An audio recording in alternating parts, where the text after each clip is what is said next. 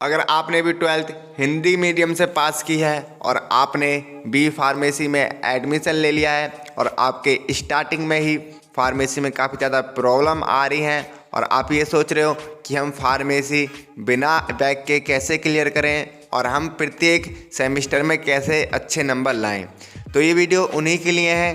तो hi hello दोस्तों, मेरा नाम है अब्दुल और स्वागत है आपके अपने यूट्यूब चैनल करंट फार्मेसी में। तो गाइस, सबसे पहले आपको करना क्या है कि वीडियो आपको लास्ट तक देखनी है, यानी वीडियो को आपको कहीं भी स्किप नहीं करना है। अगर आप वीडियो स्किप करते हो तो जो मैं आज आपको पॉइंट बताने वाला हूँ, जो ट्रिक्स बताने वाला हूँ, आप उनको मिस कर सकते हो। इसलिए जो वीडियो है वो लास्ट तक देखनी है। और उससे पहले गाइस, अगर आप एक फार्मेसी के स्टूडेंट हैं और चैनल पर पहली बार विजिट कर रहे हैं तो चैनल आप ही के लिए है। चैनल को सब्सक्राइब कर देना और साथ ही साथ बेल आइकन को भी ऑन कर लेना।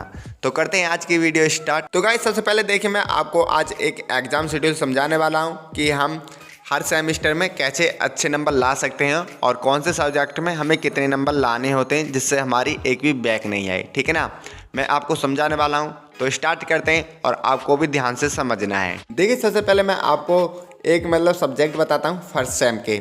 अगर आप अदर सेम के हो तो आपने फर्स्ट सेम पहले से ही क्लियर कर लिया होगा, आपको इसके बारे में पूरी अच्छी तरह से पता होगा।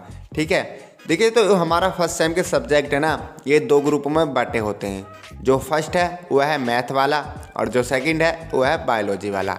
मैथ वाला वो ग्रुप होता है जिन्होंने इंटर में बायो पढ़ी थी। ठीक है, मतलब जो इंटर में बायो पढ़ के आते हैं वो हमारे बी फार्मेसी में पढ़ते हैं मैथ। और जो सेकंड होता है वो होता है बायोलॉजी वाला।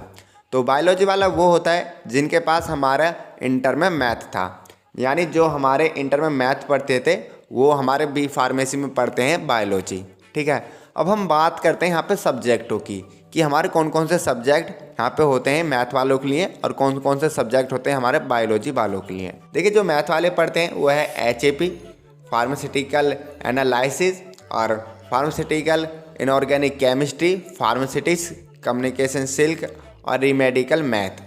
अगर हम अब बात करें यहाँ पे बायोलॉजी वालों की, तो बायोलॉजी वाला का बस एक ही सब्जेक्ट चेंज होता है। जो मैथ वाले पढ़ते हैं वो पढ़ते हैं रीमेडिकल मैथ और जो बायोलॉजी वाले पढ़ते हैं वो पढ़ते हैं रीमेडिकल बायोलॉजी।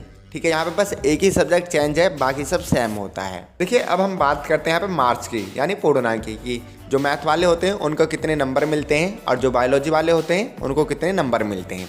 ठीक है, तो सबसे पहले बात करते हैं मैथ वालों के लिए। तो यहाँ पे जो मैक्सिमम इनके मार्क्स होते हैं यानी पूर्णांक वो होता है 725 और जो बायोलॉजी वाला का मैक्सिमम मार्क्स होता है वो होता है 750।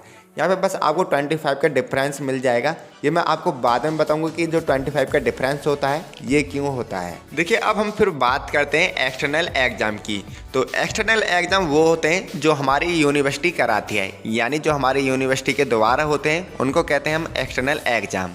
तो हमारे यहाँ पे जो 4 सब्जेक्ट हैं जो हमारे एक्सटर्नल एग्ज़ाम होते हैं, यही हमारे मेन सब्जेक्ट होते हैं। तो एक्सटर्नल सब्जेक्ट में हमारे ना 75 नंबर का पूर्णांक होता है, मतलब 75 नंबर का पूर्णांक होता है। अगर आप 75 में से 30 नंबर लाते हो यानी 30 नंबर लाते हो, इतनी बड़ी बात नहीं है कि आप 75 नंबर में से बस 30 ही नंबर ला पाओगे। अगर आप हमारे वीडियो को देखते होगे तो आप ज़्यादा भी ला सकते हो।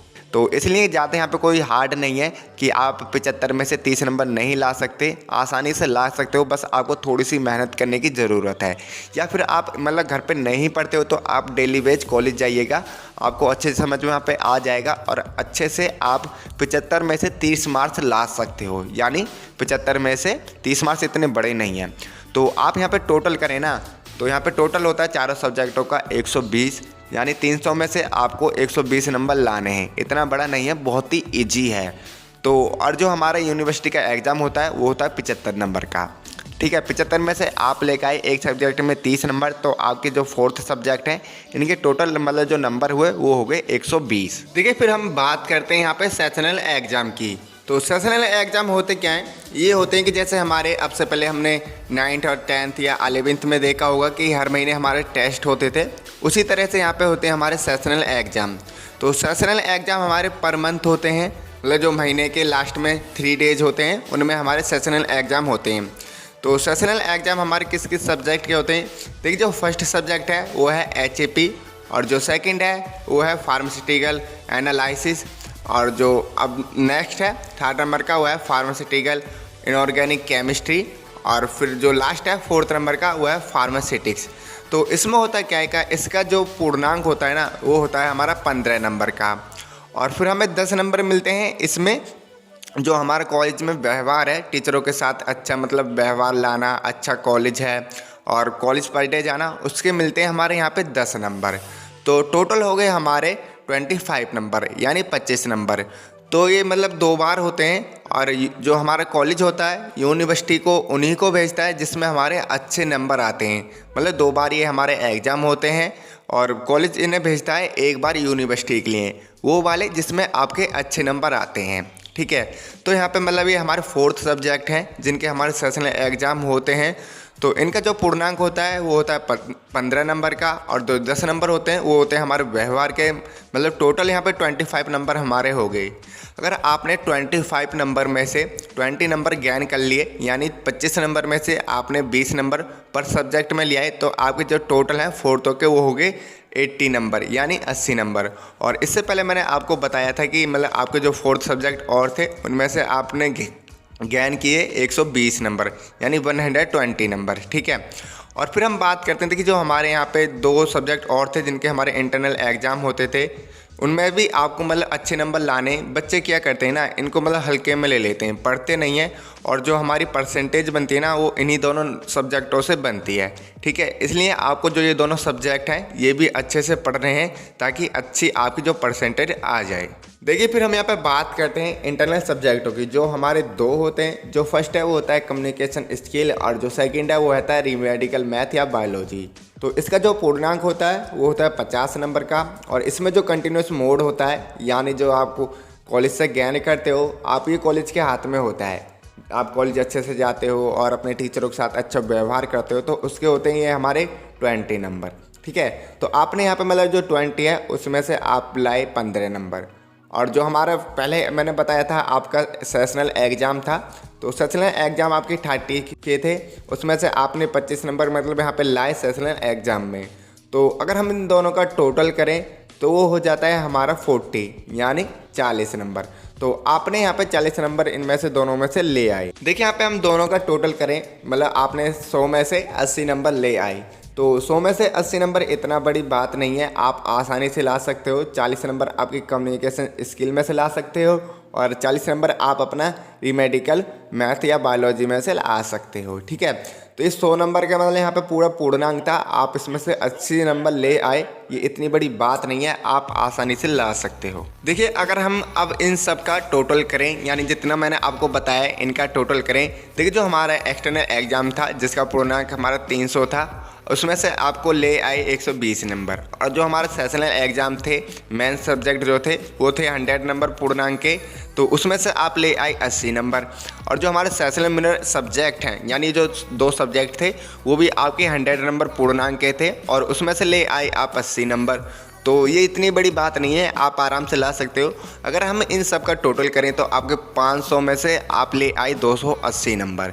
तो 500 में से 280 नंबर आधे ही हैं, मतलब समथिंग है, तो इतनी बड़ी बात नहीं है, आप इन्हें आसानी से ज्ञान कर सकते हो। देखिए, अब हम बात करते हैं यहाँ पे प्रैक्टिकल नंबर की, कि हमारे जो प्रैक्टिकल सब्जेक्ट और नंबर हमें कैसे मिलते हैं। देखिए, यहाँ पे आपके 4th जो सब्जेक्ट हैं वो प्रैक्टिकल के हैं। जो इनका मतलब टोटल पूर्णांक होता है वो होता है 15 नंबर का, जिसमें आपके 5 मार्क्स होते हैं, वो होते हैं कंटिन्यूस मोड के, यानी आपको कॉलेज की तरफ से दिए जाते हैं।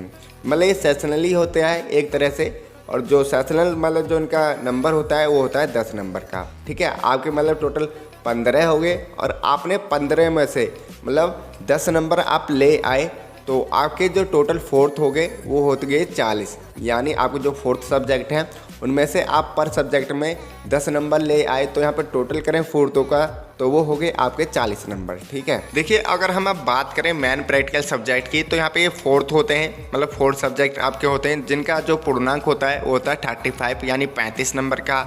अगर आप 35 नंबर में से भी 30 नंबर ले आए तो आप, और 10 नंबर आपके सेशनल के थे, जो सेशनल प्रैक्टिकल एग्जाम थे, मतलब ये वो वाले प्रैक्टिकल होते हैं जिसमें हमारी प्रैक्टिकल फाइल बनती है और हमारा जो एग्जामिनर होता है उसके सामने हमारा वाइवा जो होता है, ठीक है।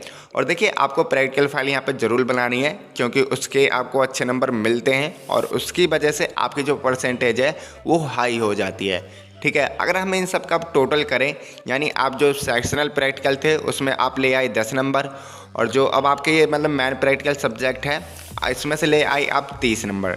तो अगर हम 30 और 10 को प्लस करें तो हमारे 40 नंबर हो गए। यानी ये जो 200 नंबर के सबले मतलब प्रैक्टिकल थे और आप 200 नंबर में से ले आए 160 नंबर, और 200 में से 160 नंबर लाना इतनी बड़ी बात नहीं है, आप आसानी से ला सकते हैं। देखिए एक और होता है जो हमारा मिनर सब्जेक्ट प्रैक्टिकल होता है, जो होता है हमारे कम्युनिकेशन स्किल का, और जो हमारा रीमेडिकल मैथ होता है उसका नहीं होता। तो इसके मतलब जो कंटिन्यूस मोड के होते हैं वो होते हैं 10 नंबर, और जो एग्ज़ाम सेशनल के होते हैं वो होते हैं 15 नंबर। तो टोटल हो गए आपके 25 नंबर, और 25 में से आप ले आए 20 नंबर। तो ये भी आप आसानी से ला सकते हैं। तो इसलिए जो मतलब मैंने आपको पहले ही वीडियो के स्टार्टिंग में बताया था कि 25 का डिफरेंस आता है, तो यही था कि जो हमारा रीमेडिकल मैथ होता है उसका एग्ज़ाम नहीं होता, और जो हमारे कम्युनिकेशन स्किल होता है उसका हमारा मिनर सब्जेक्ट प्रैक्टिकल एग्ज़ाम होता है। देखिए यहाँ पे हम टोटल मार्क्सों की बात करें तो आपके जो थ्योरी मार्क्स थे मतलब जिनका पूर्णांक आपका 500 था, उसमें से आप ले आए थे 280 नंबर, और जो हमारा प्रैक्टिकल का था जिसका पूर्णांक हमारा 200 था उसमें से ले आए थे आप 160 नंबर, और जो हमारा मिनर सब्जेक्ट था रीमेडिकल मैथ या बायोलॉजी कुछ भी हो आपके पास एक तो होगा ही, तो उसमें से ले आए थे आप 20 नंबर, जो मतलब 25 नंबर का जिसका पूर्णांक था। देखिए यहाँ पे अब हम सबका टोटल करते हैं। देखिए जो मैथ वाले हैं सबसे पहले उनके लिए करते हैं। जो आपके थ्योरी मतलब मार्क्स थे वो थे आपके 280, जिसे आप 500 में से लेके आए थे, और फिर जो मतलब प्रैक्टिकल हैं उसके थे आपके 160, जिसे आप 200 में से लेके आए थे,